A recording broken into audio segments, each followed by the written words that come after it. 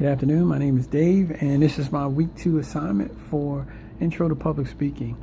I'm going to discuss a memorable event for me when I jumped from an aircraft and I got hurt. So in 2009, I redeployed from Afghanistan and I had to go back on jump status.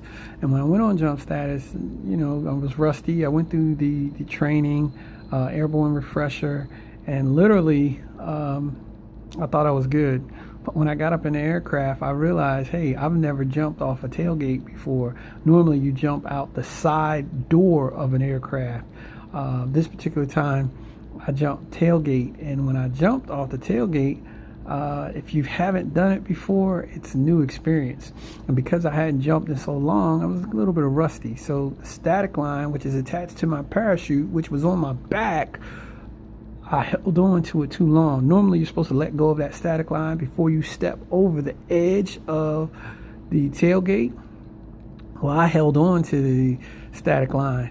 And by doing that, that caused me to get twisted up when I exited the aircraft. Gravity works. If you fall out of the sky, it's no magical effect like Disney. You're not going to hover or anything like that. So I'm falling, but I'm also facing towards the inside of the aircraft. Now remember, anytime you exit an aircraft jumping out of a plane, you're supposed to be facing away from the aircraft. Well, because I held on to the static line, which was connected to the parachute, which was on my back, I was facing the inside of the aircraft. So my senior enlisted advisor, my sergeant major, gave me the universal symbol for cut. What basically he was going to cut the static line and then let me fend for myself. Now I had a reserve parachute on my chest. However, I didn't want to do that because anytime you deploy both parachutes, you're going to land on your back and it's going to be a painful experience. So literally my chute became a cigarette roll, meaning it was all tangled up. So what happens is when you jump out of an aircraft, the static line pulls the chute out of the pack and deploys the chute. Well, this didn't happen. I was tangled up and looking back, and then Sergeant Major was going to cut me loose, but he just, I was saying, no, please.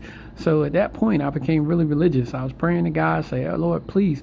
My chute wouldn't open up. Normally, it takes 4 seconds for the chute to open up.